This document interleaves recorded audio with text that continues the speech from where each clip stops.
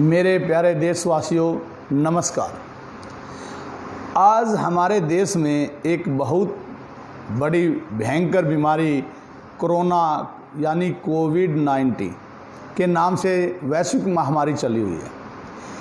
इस वैश्विक महामारी का इलाज परमपिता परमात्मा की कृपा से हमारे शरीर के अंदर ही बैठा है। वो है हमारे शरीर का सेनापति, अर्थात हमारी इम्यूनिटी पावर, हमारी रोग प्रतिरोधक क्षमता। जिस व्यक्ति की इम्यूनिटी पावर, रोग प्रतिरोधक क्षमता मजबूत है, इम्यूनिटी पावर है जिस आदमी के शरीर में, उस पर कोरोना वायरस का असर नहीं होता। कोरोना से बचाव के लिए अपनी इम्यूनिटी पावर को बढ़ाइए।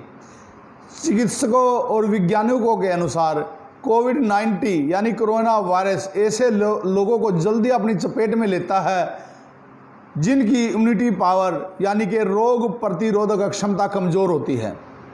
ऐसे में हमने अपनी इम्यूनिटी पावर का ख्याल रखना बहुत ज़रूरी है। इसके लिए हमें कुछ अपनी आहार में, अपनी दिनचर्या में बदलाव करना पड़ेगा। जैसे हमारे फास्ट फूड हैं, चाउमीन है, बर्गर है, ब्रेड पकोड़े हैं, समोसे हैं, इनका त्याग करना पड़ेगा। और हमें सब्जी के रूप में, जैसे हमारी एक गोभी आती है, ब्रोकली नाम की गोभी, ये ब्रोकली नाम की गोभी के अंदर हम कार्बोहाइड्रेट, प्रोटीन, कैल्शियम, आयरन बहुत अच्छी मात्रा में होता है, पोटेशियम अच्छी मात्रा में होता है, मैग्नीशियम, जिंक, फास्फोरस, और इसके अंदर सबसे बड़ी बात है एंटीऑक्सीडेंट एंजाइम होता है। और इसके अंदर vitamin B1, B2, B3, B6 बहुत अच्छी मात्रा में विटामिन A और C पाया जाता है। हमें अपने सलाद में, सब्जी में ब्रोकली का प्रयोग अवश्य करना चाहिए। टमाटर है, लहसुन है। लहसुन एक इतना हमारे फ़ायदेमंद है। लहसुन के अंदर हमारा पहली तो बात यह हमारे कोलेस्ट्रॉल को कम करने की क्षमता रखता है, हमारे हृदय को ताकत देता है। और लहसुन हमारे लिए इतना फ़ायदेमंद है, इसको हमें अपनी दिनचर्या में अपनाना चाहिए। अदरक है, अदरक के अंदर एंटीऑक्सीडेंट एंजाइम होता है, एंटी इन्फ्लामेटरी गुणों की वजह से ये हमारी इम्यूनिटी पावर बढ़ाने में बड़ा ही कारगर साबित हुआ है। दालचीनी है, हल्दी है, दारू हल्दी है, गिलोय है, नींबू है। और आंवला फल को तो हमारे वैज्ञानिकों ने अमृत फल के नाम से भी जाना जाता है। हमारे संत ऋषि मुनि इसको विष्णु का रूप कहते हैं। आंवले के अंदर एंटीऑक्सीडेंट एंजाइम और 6 लवणों में से 5 प्रकार के लवण अकेले आंवले में होते हैं। ये हमारी इम्यूनिटी पावर को बहुत बढ़ाता है। तो मेरा देशवासियों से प्रार्थना है, मैं देशवासियों को संदेश देना चाहता हूँ कि हमारी इम्यूनिटी पावर जो है ये कोरोना से हमें बचा सकती है। आप अपनी इम्यूनिटी पावर बढ़ाने के लिए हरी सब्जी का प्रयोग कीजिए, अदरक का प्रयोग कीजिए, टमाटर का प्रयोग कीजिए, लहसुन का प्रयोग कीजिए, आंवले का प्रयोग किसी ना किसी रूप में कीजिए, गिलोय का जूस बना के पीजिए, गिलोय का प्रयोग कीजिए, और नींबू का प्रयोग कीजिए, दालचीनी, हल्दी, दारू हल्दी, इसका अच्छा प्रयोग कीजिए, इसके गरारे भी कीजिए। और हमने देशवासियों को मैं एक बात बताना चाहता हूं कि MDF food and pharma mind development foundation है हमारा, ये इसने एक इमोगेन नाम का सिरप तैयार किया है, जूस तैयार किया है, प्राकृतिक, जो हमारा बिल्कुल माँ प्रकृति माता का आशीर्वाद के रूप में इमोगेन नाम का एक सिरप और जूस तैयार किया है।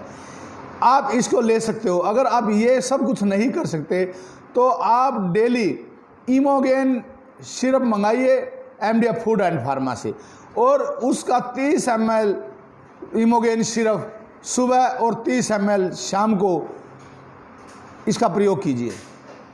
बच्चे, बूढ़े, जवान सभी इसको ले सकते हैं। बच्चों के लिए 20 ml दीजिए, जो 5 साल से कम बच्चे हैं उनको 5 ml दीजिए, और बुजुर्ग व्यक्ति जो हैं वो इसको 20 ml लीजिए और दिन में 3 बार लीजिए।